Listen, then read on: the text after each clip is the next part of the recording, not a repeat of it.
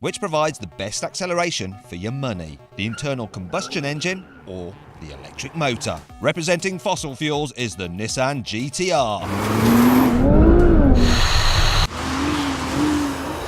Flying the flag for electricity is the Telsa Model S.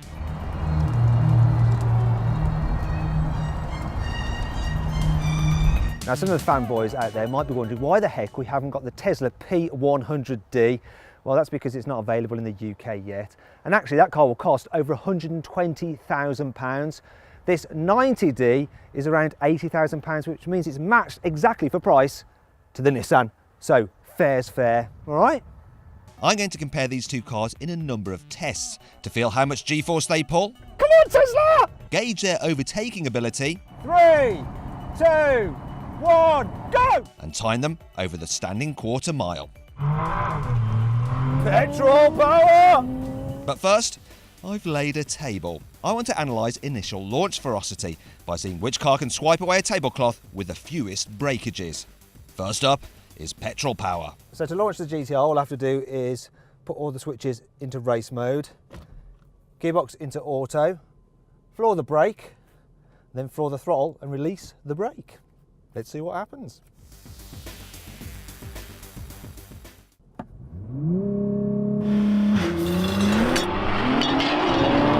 Oh, that was a good launch. Right, and let's see how we did. Oh my God, look at that! That's amazing. There's only a bit of broken crockery. Blimey, this thing launches so well. I'm amazed by that. But will I be even more amazed by the Tesla? Let's find out. Okay, so on this particular car, there's no launch control as such, but I can turn creep mode off, and then it's just a case of putting it into drive and flooring the throttle. So here goes.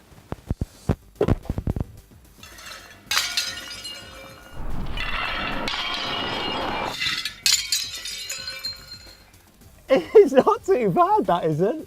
We're going to have an action replay to see which one did it best. Actually, why don't you decide which car won? Click in the top right-hand corner of the screen on the banner to cast your vote. Whilst deciding, it's worth considering the GT-R will only let you use launch control a couple of times each hour before it goes into limp mode. Right then, on with the next test.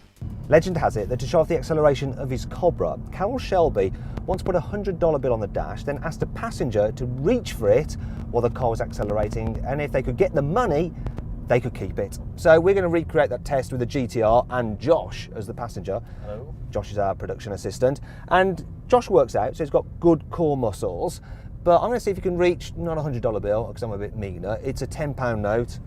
Right, I'm going to launch this thing. Well, I'm going to be driving along at 30 miles an hour in second gear. I'm going to floor it, I'll say go, and you try and get the money before we reach 100 miles an hour. Exactly. See if you can. No, that's right, you pull your seatbelt out like that so it doesn't lock down on you. Now, are you ready to go? I'm ready. Okay. Go. Come on, car!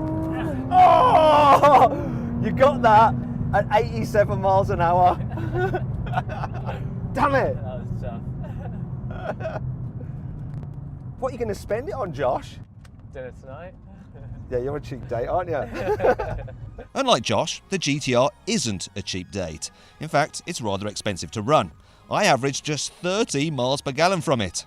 Still, its hand-built 3.8 litre twin-turbo V6 produces an incredible 637 Nm of torque, though it doesn't peak until 3,600 RPM. The Tesla Model S 90D, on the other hand, can cost very little to run if you charge it at one of Tesla's superchargers. Combined, the front and rear electric motors actually beat the GT-R's torque figure, and its 660 Nm output is delivered instantly.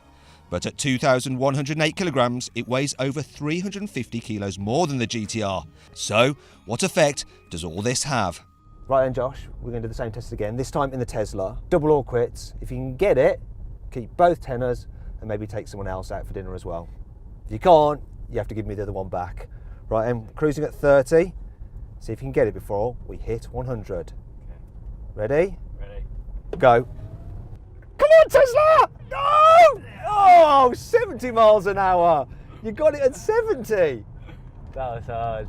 That was hard, it seemed easier. Well, initially it's much harder. I got launched back, I think, a little bit more than on the Nissan, but it kind of dies towards the end, and that's when I could claim the extra 10 pounds.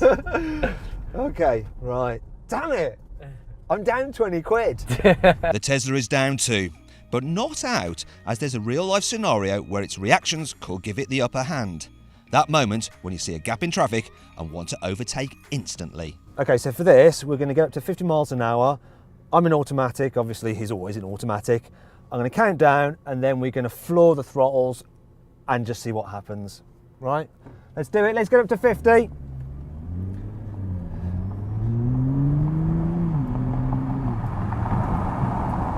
Here we go then.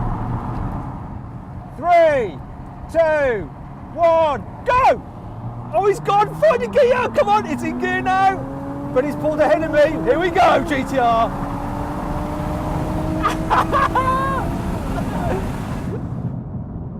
I think that proves a lot. So, instant acceleration on that. While this is trying to find a gear when you floor the throttle, that's gone.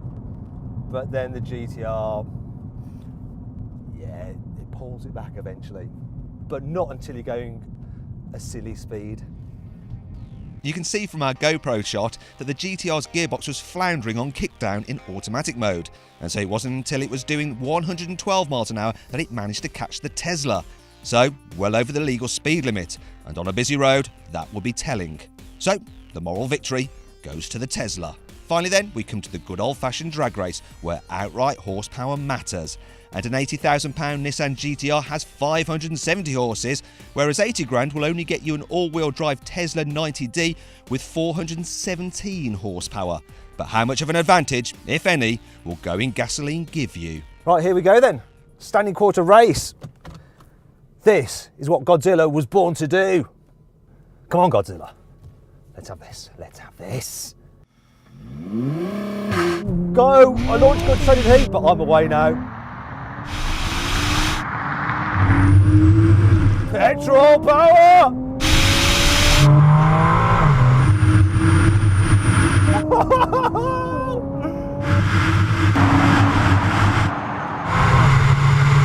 Oh yeah! That's it. I mean, that Tesla got away, same speed, for the first 10 metres. But horsepower's what counts. And this has got more power. The Nissan did the standing quarter mile in an incredible 10.9 seconds. The Tesla did a respectable time of 12.2 seconds. And in the end, the Model S had a pretty decent showing overall. However, based on all these challenges, it appears the internal combustion engine still gives you more bang for your buck than the electric motor. If you enjoyed this video, please like it and share it, and click on our logo to subscribe. Also click on the windows to watch our AMG and Audi drag race videos.